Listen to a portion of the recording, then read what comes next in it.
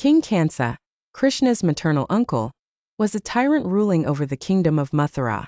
After hearing a prophecy that his sister Devki's child would be the cause of his death, he imprisoned Devki and her husband Vasudeva, killing their first 6 children. However, when Krishna was born, he was secretly smuggled to the village of Gokul, where he was raised by a family of cowherds. As Krishna grew up, he became aware of his divine destiny and the tyranny of Kansa. When he reached adulthood, Krishna decided it was time to confront Kansa and put an end to his reign. Kansa, trying to eliminate the threat, invited Krishna and his brother Balrama to a wrestling tournament in Mathura, with the intent of killing them. Upon arriving in Mathura, Krishna was faced with Kansa's guards and a giant elephant named Kuvalayapida. The guards ordered the elephant to trample Krishna, but Krishna easily overpowered the beast, lifting it by its tusks and hurling it to the ground. He then fought off the guards and moved on to the arena, where Kansa had sent wrestlers to challenge him. In the wrestling arena, Krishna and Balrama defeated all of Kansa's champions.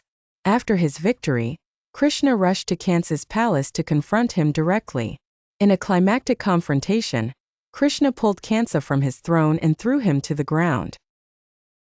The two engaged in a fierce battle, but Krishna ultimately overpowered and killed him. With Kansa dead, Krishna liberated his parents from imprisonment and restored peace to the kingdom of Mathura. Narakasura was a powerful demon who had enslaved 16,100 women and held them captive in his fortress in Pragjyotishapura.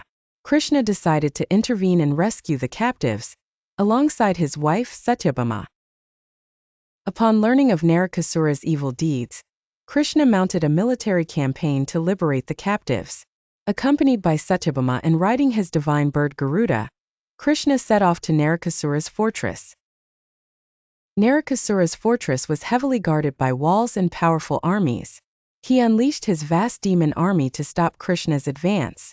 One of the key figures in Narakasura's army was Mura, a multi-armed monster. Krishna, wielding his divine weapons, killed Mura and decimated much of the demon army. Krishna finally faced Narakasura in a direct confrontation. Narakasura, wielding magical weapons, posed a formidable challenge.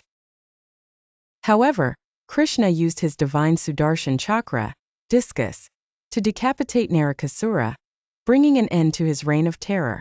After Narakasura's defeat, Krishna freed the women he had enslaved. To protect them from societal shame and ensure their security, Krishna married them all, although this marriage was symbolic, representing his divine protection and care rather than a literal union.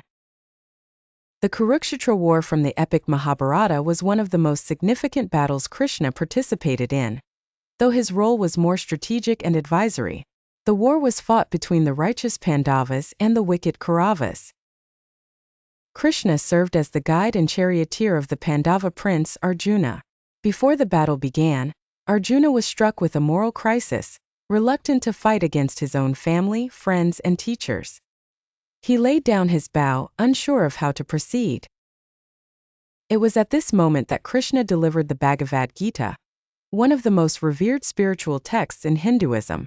In this discourse, Krishna explained the nature of duty, dharma, karma, action, and the impermanence of life and death.